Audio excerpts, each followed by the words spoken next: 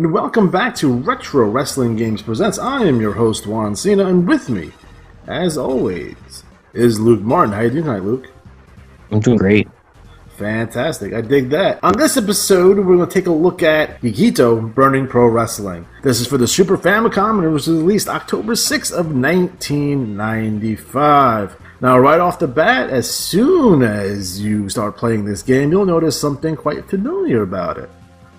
This is probably the first ever Fire Pro Wrestling clone. Again, if you're going to imitate a wrestling video game, your best bet is just imitate Fire Pro anyway. One of the big differences of this game from Fire Pro is that the fact that the ring is not isometrical. It's basically just a square, which is different. This game features 117 wrestlers with loads of customizations, tons of moves. Again, they went with the Fire Pro model, letting you be able to customize all these wrestlers in various different manners. The creator wrestlers, not necessarily all there. I mean, this is 1995, people, so it doesn't really exist in terms of a concept yet. But you can do color palettes changes, and you can make them look appropriate. Again, this game is an unlicensed game. It doesn't have a license attached to it.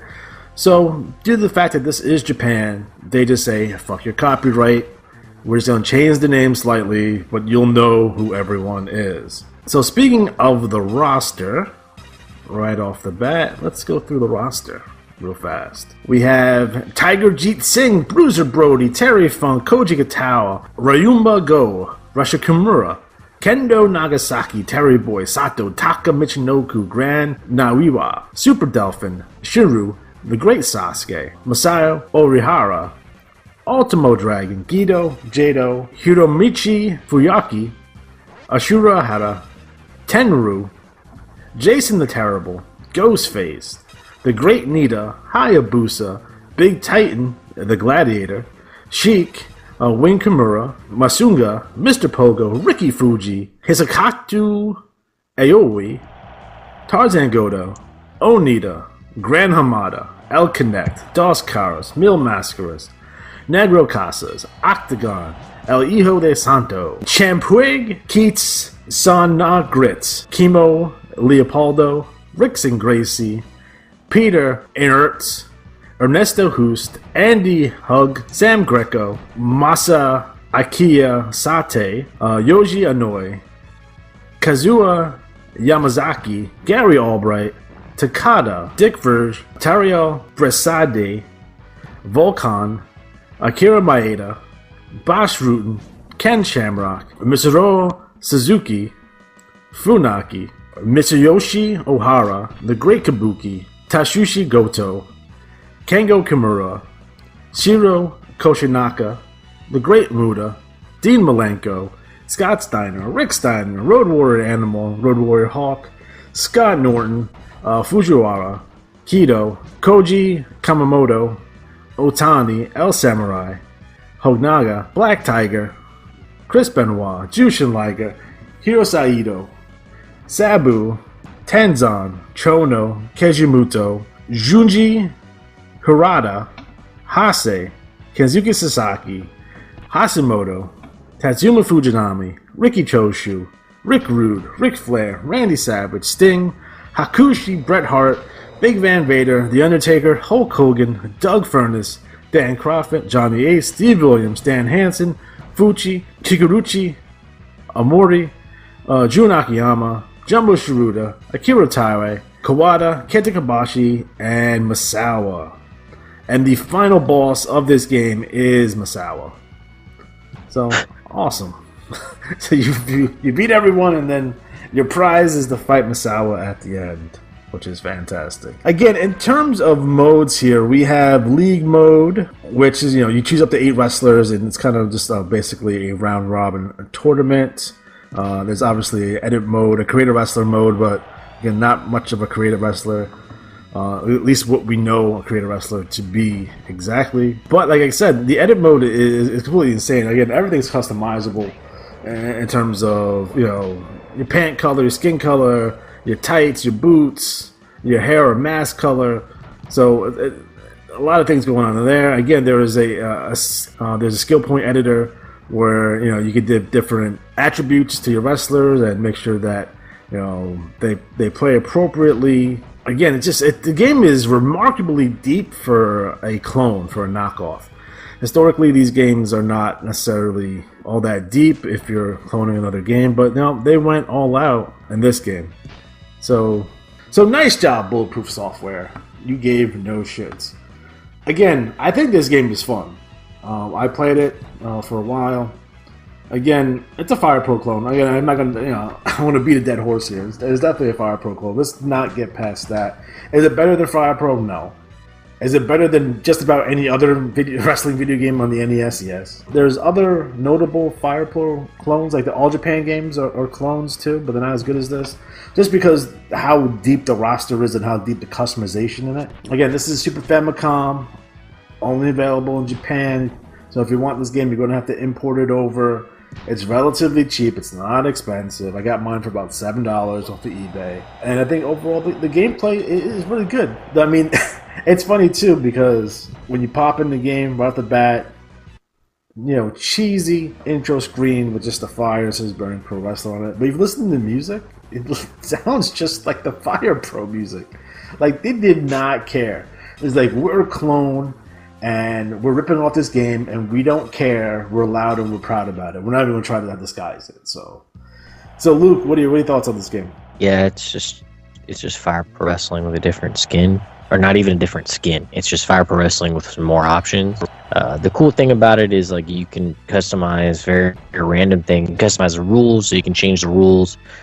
You can do there's different types of wrestling. There's what is it? Like Pancrase, and there's American style wrestling, Lucha Libre, ring. Basically you can have a normal wrestling match, or you can have a K1 kickboxing match. Imagine Hulk Hogan and The Undertaker doing K1 kickboxing. It's fucking fantastic. Right. So you can do crazy stuff like that where you can. So some moves are forbidden in Lucha Libre, for instance. So you can intentionally get disqualified, and then you can choose all the different types of matches. There's a ridiculous amount of different types of matches you can do. You can do a tag team tournament where you have a team of 4.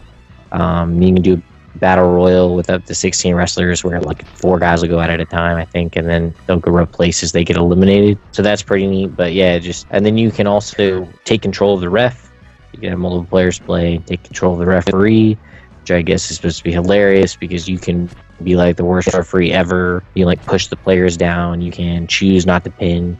You can do slow counts, fast counts. Yeah. You can count to 2 really fast and never count to 3. You can ignore pinfall attempts. You can count people out as quickly as possible or not count them out at all. You can do pretty much everything but jump off the rope or top rope into the crowd. So it's just very random stuff. I guess they didn't have anything else to do after they just completely copied the entire Fire Pro game, so they just threw a bunch of other stuff in there to differentiate their game. Yeah. There's also a mode where you can just accompany a player to the ring. And so your character just sits on the outside but can't do anything and basically just watch the match. Why they spent time putting that in there, I don't know. I mean, it kind of makes sense because a lot of times in Japanese wrestling, they would have the seconds come out. Right, that's what it's called, second mode or something. So, but it's just I don't know. And with the career wrestler, like you said, it's just kind of they threw it in there, but they weren't really committed to it. But again, it's 1995, so plus, I'm sure they gave you 117 wrestlers. I mean, you really don't need to create one at that point. No, you have them all. You have them all. So, and you can change Bulk Bogan into Hulk Hogan easily enough. So, it's funny. We've seen, obviously my version is translated because I was able. Although I use original hardware for the most part, I use a Retron 5 for this game, and you can throw patches on there, so I can translate mine, which is a nice little. If you don't have a Retron 5 and you're a retro gamer, you should really pick one up. It's probably to your advantage. But I'm surprised that this game does not get as much love, and maybe it has to do with maybe a lot of people were picking up this game. Maybe it has something to do with it being a Fire Pro clone. But we see other Fire Pro games. People go in and they hack them and. They'll have a WWF ring and they'll have a WCW ring, and we haven't seen any of that in terms of this particular game. That being said, I don't know much about Bulletproof Software. I don't know any other games that they ever made. Again, it's not a big publisher; it's a relatively small publisher. But they did the due diligence in terms of this game, and I think they did an overall nice job of recreating Fire Pro. It was a mod for Fire Pro, so yeah. I don't know, man. It seems like Fire Pro is kind of the best thing around, so they just did what they had to do. I mean, it's smart. It's either this or you're gonna clone Super WrestleMania. Like, yeah. What are you gonna do? And in the United States, they really, you just had WWE games. Like WCW didn't really have their own game for a while. So yeah, I mean, there was Super Brawl, but you can barely count that as a game. That game is fucking awful. Super Brawl was the awful WCW, and I think came out in 1994. Game is Burning Pro Wrestling. It doesn't even have a Wikipedia page. So. No, not at all. Figure out what was going on in this game. I had to go pretty deep into the internet to get a guide for this. Again, maybe it's a simple fact of people not knowing about this game, and hopefully maybe we can bring some attention to this game. And you should definitely, if you're a Fire Bro fan, right off the bat, this is a game that you have to check out. If you're a wrestling video game collector, this is a game that you have to buy. And if you like wrestling games in general, and you're into retro games, again, pick this game up. It's cheap as hell. $5 to $10 on eBay, shipped, by the way. Not super expensive. And you can have kickboxing matches with the Undertaker and Hulk Hogan. So that's pretty good. Now, in terms of knockoffs, parodies, clones, we're going to talk about some of our favorite gimmick knockoffs, wrestler clones, what have you. And I guess, Luke, we have to start with, I guess the biggest one on the national stage would be the Renegade. Now tell me, The first time you saw the Renegade, who is a clone of the Ultimate Warrior, by the way, let's get that straight. For those of you who may not have seen the Renegade in this prime, the first time you saw the Renegade, were you fooled? Did you think it was the Ultimate Warrior? Well, the build-up for it made it seem like it was the Ultimate Warrior. Well, they've done it like 4 times. They did it with the Black Scorpion. They did it with the Ultimate Solution. They've done it a bunch of times. And it's never the Ultimate Warrior, until it actually was the Ultimate Warrior at one point. The thing about Renegade is it's just a complete and blatant ripoff. Like, they didn't even try to hide it, and it wasn't... The concept in and of itself was awful, and then the fact that it was such a blatant ripoff was even worse. Because the Renegade looks like shit. So he's like a big R on his face. I mean, that's kind of like, I guess, typical for WCW at the time, because they just did not get cool. It's like, it basically, I mean, it's kind of like WWE now, but it'd be like if Vince like told the wrestlers what to wear to the ring. Like, yes, Vince gets like in WWE, like people playing like, oh, he's out of touch, but it's not like he's like. It's like Vince coming out with a Kerry Alpha as a parody or a clone of Kenny Omega. It's like, what? Yeah, and then telling him to wear like I don't even know. Like, it'd be like, I need to wear perm your hair and dye it blonde or something. Just something that would make it look like it doesn't even fit in with what that character would be. Like, they weren't even trying. Like, they were just, it is what it is. Right? He's going to be one of Hulk Hogan's friends. He beat fucking Arn Anderson for, like, the television championship, I think. I know he won the television championship. I don't know who he beat. I'm pretty sure it was Arn Anderson. Could have been Johnny B. Bad or fucking DDP. Who knows? That belt was so, it was passed around like a town bicycle, essentially. So I'm not sure who he beat for that belt. It was probably Arn Anderson, though. But this guy wasn't necessarily... He wasn't a bad wrestler. He wasn't a good wrestler either. I know he was a professional male stripper. And I know that he eventually killed himself, which is sad. No one wants that. But, well, now it's talking about it. Thanks for taking it down that path. Well, that got dark quick. Well, we can talk about Fake Sting. What about Fake Sting? I don't know what happened to Fake Sting. Like, at least that was like, okay, it's Fake Sting. We know it's Fake Sting, but that's Jeff Farmer, not Jumping Jeff Farmer from YouTube. But, it was Jeff Farmer. He was also Cobra. I don't even remember Cobra. Cobra was feuding with Sergeant Craig Pittman. And in 1990, maybe late 95, early 96 WCW. But yeah, Cobra and Pittman were feuding, and eventually he became fake Sting. Which, I don't know, because it fooled me a couple times, to be completely honest.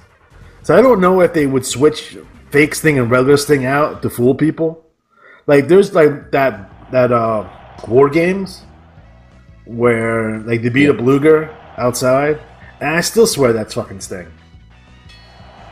No. And they did, I think they like before he was fake Crow Sting, when he was like regular fake Sting, and they had that word. Like, it fooled me for a little bit.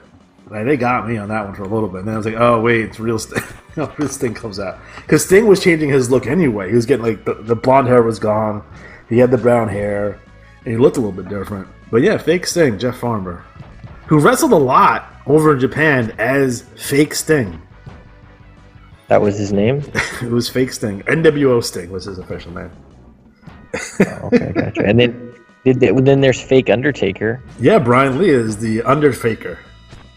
Oh, the worst. Speaking of blatant ripoffs that we're talking about WWE, Diesel and Razor Ramon. Oh yeah, has to be. That's worse than Renegade, because that's I agree. Because at least like Warrior wasn't really around, and they like didn't use, like, he wasn't like the greatest Warrior or something. They literally just took their gimmicks and put them on, and not only did they put them on in the same time slot, and they were on TV at the same time. Yeah, it's Rick Bogner and Glenn Jacobs. You know, I think he's the mayor, Glenn Jacobs. Mayor of Knoxville. Yeah. Kane was a fake Diesel. Yeah, that was ridiculous, and I'm surprised. Like, watching that when that happened, it's like, man, fuck WWF. Like I was 100% WCW at that point. Anyway, it would have been one thing to be like as a joke, like what they did with like Nacho Man and whatever the. Oh, then when they had the little person Bret Hart. Yeah, or something like that. But like they were dead serious. Like they just expected people to be like, "Oh, Sting and Razor Ramon are back." Flip the channel. Oh, Scott Hall. I wonder how much it had to do with the lawsuit to prove that they owned the intellectual property. But they pushed it. They pushed it for a little bit, and then they just became jobbers eventually. Well, they had Jim Ross introduce them as it was like a big deal. Yeah. Like people thought that they were coming back. I know. I heard stories of like they were calling Kevin Nash. He's like, "Are you going back to WWF?" He's like, "What?" They said Diesel and Razor Ramon are coming back. I'm like, no, I'm in Atlanta. Like, well, they said they watched. Like, if you see interviews, they watched it on TV while it was happening. So they're like in the truck watching Raw, and Razor Ramon and them were getting introduced, and then poor Glenn Jacobs, dude, he's just good that he got Kane. Yeah, that poor guy has the worst gimmicks. Isaac Yankem, he wrestles every once in a while still, but understand he's been in the WWF since like 1994. He's been around there for quite a while. You know, there's other parody. You know, there's parodies too. So when you have Akeem the African Dream, that's obviously a parody of Dusty Rhodes. The Dream Machine over in Memphis, he's kind of a Dusty Rhodes clone, but with a mask. There's Dirty Rhodes also, who is a lot of people making fun of Dusty here. Ridiculous. There's Nature Boy Paul Lee, who people in the South may be familiar with his work. He's essentially a ripoff of Ric Flair. Even he does the woo and everything. Every Nature Boy is essentially a ripoff of Buddy Rogers. What? Buddy Rogers. Yeah. So, because there's Nature Boy Buddy Rogers, Ric Flair, what's his name? Buddy Landel, this other guy. I'm sure there's 5 other ones. I mean, definitely. But I give credit to Ric Flair and Buddy Landel to a certain degree that they were able to make the. Yes, they were both called Nature Boy, and yes, they both had the blonde hair. But number one, Flair's ability to work and his promos are fucking off the fucking charts. And Buddy Landel's fucking promos, and when he was motivated and when he wasn't fucking up, he was a fantastic worker as well. When it comes to Buddy Landel, I always wonder if he would have made it farther if he didn't use the Nature Boy moniker. Because you look at like a character like Tully Blanchard, who's essentially like a Nature Boy clone with black hair. You know what I mean? Same concept. Rich guy, snobby, blah, blah, blah, blah, right? All that stuff. Gets all the hottest girls, all that kind of stuff, right? Same thing. But he wasn't Nature Boy Tully Blanchard. He was just Tully Blanchard. And I wonder if Buddy Landell, if he would have dropped the Nature Boy moniker, he would have went farther. Surprised he was Vince, in the WWE for a while. He did some work. He had a fantastic match with Shawn Michaels when Shawn Michaels came down and wrestled at Smoky Mountain Wrestling for one match for the Intercontinental Championship. And they had a fucking fantastic match. So, you know, Buddy was around for a while. You give Buddy some credit. And again, you have your goofy, indie knockoffs. So obviously you have, your fake Doinks, your fake Kings, your fake Mankinds. You know, you see those, right? But I enlisted some help of some of my friends over on a Facebook group to give me some of their favorite wrestler knockoffs. So I don't know if some of these are legitimate. Some of them I do know was legitimate. Like, you always had, the Carney, Jack Pfeffer, indie promoters that would promote, Bummy Rogers or Hobo Brazil or Bruno Sammartino, that kind of shit, which is fucking carny as fuck. John Cena's dad promoting himself as John Cena. Yeah. They were talking about there's an indie wrestler called Neil Diamond Cutter who wrestles 3 to 5 minute matches with Sweet Caroline playing in the background, like New Jack, which I find not necessarily a knockoff, but hilarious. And I would pay money to see that guy because it's fucking awesome. I mean, obviously you have your Hulk Hogan, Jesse Ventura's. Obviously they're at least inspired by Superstar Billy Graham. Someone said they saw a Jake the Rake Roberts who carries a rake and a sack full of leaves to the ring, which is hilarious to me. People are saying Demolition, and me personally, I guess they're a ripoff of the Road Warriors, but I think the Powers of Pain are a ripoff of the Road Warriors. Where I think Demolition, at least they changed it enough where they can get by. Demolition's probably the best working team out of all those three. LD probably being the most popular of all three. Well, you could say Ascension was a ripoff of Demolition and LOD. Yeah, what happened to them? Successful. Well, I guess they made somebody mad. JBL? Was it JBL? I don't know who made mad, but they destroyed their careers are over with. Yeah. You might as well release those guys. And which is the big one? Connor's the big one, right? There's Connor and I don't know. Victor. Yeah. Whatever. The big one. The big one is Colt Cabana's twin, evidently, because they look exactly the same. Someone said that in Dick the Bruiser's territory, they would have the World Warriors as a ripoff of the Road Warriors, and they would have Gary Lawler. Then we forgot about Gilbert. Gilbert, yes. Gilbert was awesome. Still uses that gimmick from time to time. He just cracks me up. I like how they brought it. Like when Goldberg came back to the WWF, they brought back Gilbert too, which is awesome. They should have had a match. Chris Jericho fought a fake Goldberg at War Games Fall Brawl '98. He beat him in 30 seconds. So check out that match if you have. If you watch your Fall Brawl 1998, that's the one with the Warrior and had the 3-team War Games, which was a shit show. Well, they brought back they did the new Rockers.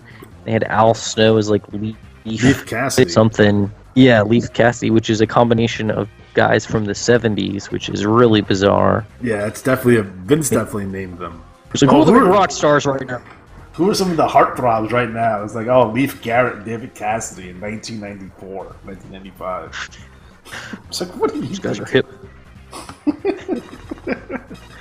And we can't have this show without talking about the Soul Taker, or the N-word Taker, who is Black Undertaker. This guy is basically a ripoff of the Undertaker, but he's black, which is awesome. I wish the Soul Taker would come to a indie show near me. Jay Lethal was the Nature Boy and Randy Savage. He ripped off Monte. Yeah. He was fantastic. His voices for both of them were fucking. Do you remember when he did the proposal like Savage did with Liz with SoCal Val TNA? Will you marry me? And he would do the Mega Powers handshake with Hulk Hogan. Jay Lethal, why is he not in the WWE? It's a real question. I don't know. I know he recently got in some troubles over in Ring of Honor, but he's still, I believe, yeah, he's still over there. I don't know. Is he still current? Is he the champ right now? Or is there Dalton Castle the champ right now? I don't even know. I should follow. I don't remember. But yeah, I think he got injured. He might have. I love me some Jay Lethal though. Yeah, he's good. He's real. But then again, I wouldn't go to WWE either. So yeah, no, there's too many. It's not even that it's bad. It's just, there's so many people over there. No, I mean, I'll say this. I'll say this now, and I said it 100 times that WWE needs to cut. I don't know, a third of the roster. Because anyone tell me what like Titus O'Neil is doing right now? I don't know. Kurt Hawkins. Didn't Apollo Crews go back to NXT? Did he? Or NXT. He should have. He should have never left. He's the only guy they brought up who didn't develop a character while he was down there because he was down there for too short of a time. It's like, why'd you bring this guy up for? And it made no fucking sense. I'm glad they have Ricochet now. Oh, yeah, Ricochet. Do you see that thing where he and, what's his name? Adam Cole? Adam Cole, yeah. The super kick off the Asiya Moonsault? Yeah. So Adam Cole's done that before, too, so that's not anything new with Adam Cole. That's one of his spots. Adam Cole is amazing. Yeah. Like everything he does just looks good. Like, I don't know why, but he's not, it's not even the stuff that he does. It's just the way that the spots that he does. It doesn't even have to be him doing anything. It just has to be the way that he counters a move or I was watching him very early in Ring of Honor when he was still like teaming with Kyle O'Reilly. And they were having like these amazing matches with the Young Buck. That's when I went to like 14 Ring of Honor shows in a row. And I sat in the front row of each one of those. So if you watch like between like 2009 to 2014, you see me in the front row of all those Ring of Honor shows. Yeah, like you said, if they can cut a third of their roster, maybe just make NXT its like own thing, or maybe change it. I don't, because they're like, I mean, if you just kept the people that were in NXT there now, they'd never have to bring anybody else in. Because they don't need. I think that is a positive for NXT. That these guys leave before they get stale. So by the time one guy leaves, the next guy is in it. And it's like the old territory days. Like that's how it was. Guys were in there for 6 months. That's it, and they're on to another territory. And so when you're watching NXT, everything matters and everything's important because you know that you only had these guys for like a really short period of time. So you better enjoy the fuck out of them. And you can't fuck around with anyone's pushes or programs because they're only there for a short time. So everything they have to do is more. Everything they have to do matters. It's like I remember as a kid, like in the 90s, they would just like, people would be gone for like 3 months. Like they would just disappear off the face of the earth. Now they just keep them out. Like Dean Ambrose. Like he came back, he looks jacked as shit and looks badass as fuck. Him just being gone, he's like, his character is like 1,000 times better now. Like just because of what he did while he was gone. So it's just... Keep in mind this, like Randy Orton's been on TV since like 2003. Like, right. Almost every week minus injuries. 15 years straight. And he is staler than fucking stale white bread. You can't get staler than that. Like, it's fucking gross. These guys are on TV too much. These guys are just here too long. And I was like, some of these guys got to go. Why don't they just hotshot people from show to show and then give people time? I mean, they're all on guaranteed contracts anyway, so just hotshot them around.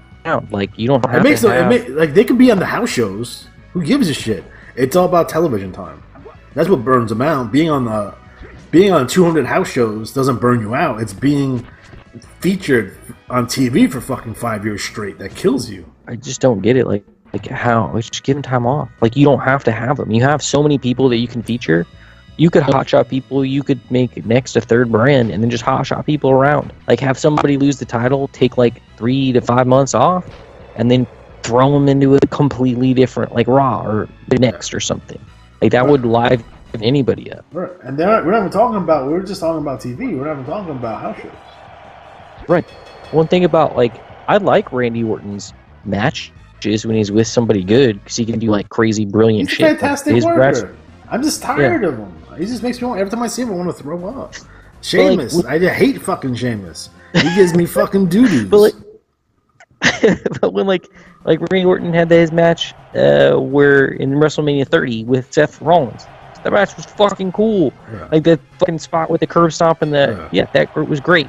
Or like when he was in the Royal Rumble, like, RKO and shit. That's cool. He needs to go away for like a whole year. Just a year. Bye. Like go to Japan or something. Like just go away. Like they do, like I mean, I'm sure he doesn't even want to do that shit. He's worked so much. At least Chris Jericho like does like he's like fuck this, I'm gonna be gone for like 6 months, and he does like something completely different, and then he comes back. Like Randy, so go make like the Marines 17 or something. He can't be in the Marine, man. He got dishonorably discharged. He's never gonna be in a Marine. Do you know he was supposed to be in the Marine, and they were like, nah. So they gave it to Ted DiBiase Jr. Isn't the Miz the Marine now? I don't know, but the Miz is great. So Miz is fantastic. I think that's what they should do. They should just let people off. They should put everybody like Orton, Cena on part-time, because there's no reason to have them there every week. Well, here's the thing about like even from wrestling back in the day. Now I know I'm talking superstars and I'm talking about the late 80s, early 90s, and I understand all that, right? I'm not stupid. I understand that you can't put jobber matches on TV like you could back then. Again, I also understand that. But I also understand that when I was a kid, I didn't see Hulk Hogan wrestle on TV every week. He would be on TV, sure. He would cut a promo or something. Rarely wrestled on fucking TV, unless it was Saturday's main event. And even some Saturday's main events, he's not even on. You know what I mean? So it's like, I see Hogan on pay-per-view, it's a big fucking deal. I'm paying $40. When Hulk Hogan comes to my town, I'm going to go see him. But now it's all about TV now. It is, because you know how much money they made off the TV deal. I understand that. I get that, right? That's why we can't go backwards. But you got to keep these guys fresh. Because some of these guys are stinking. They're not fresh. They smell like fucking doo-doo. Like, like I said, should the Big Show? Why is the Big Show even not retired? I mean, I know he's not on TV, but fuck. Fucking A. Well, Mark Henry just kind of like retire off screen. Yeah, they didn't even do that with him. Yeah. But it's like I like Seth Rollins. I like Finn Balor. Kevin Owens, I love these guys, but I don't need to see them wrestle every fucking week. Like, be creative, like figure something out. Right, and like give them something to send them off. Like, do something where they like come back with a pop and like a reason to be there. Right. Like they did with Ciampa, where he like came back and attacked Johnny Gargano. He got injured, but at least they gave him like a reason to come back and do something, so people see him. You know, there's guys out there who are trying to get injured because they know when they come back they're going to be more over. Like Joe missed WrestleMania. He comes back after WrestleMania. He's more over. I don't know. I mean, like Dean Ambrose is the perfect example. Like people are getting so tired of him. Yeah. I like his character. I think he can do good shit. But I think he was just frustrated and tired, and then he got injured, and now it seems like he's. I mean, I guess they did the Shield again, but it seems like he just looks better. Like he looks healthy. Like he doesn't look like he's sick. A lot of these guys look like they're fucking burnt out. And I think they dropped the ball with Dean Ambrose. I think Dean Ambrose could have been this generation's Steve Austin, but I think they dropped the ball with him already. So I think that's out the window. All right, guys. So we are officially running out of time. So Burning Pro Wrestling for the Super Famicom. I guess you call it a undiscovered gem, unsigned hype, whatever you want to call it. A game that people may not know about or heard about. Definitely take some time out. If you have the means and the funds, go purchase this game. Take a look at it. Again, I recommend it. So, and if you're in the Fire Pro, I think you have to get this game because again, it's an unofficial Fire Pro game. So, all right, guys. So for Luke Morton, I am Juan Cena. Have a good night. Game over, man. It's game over.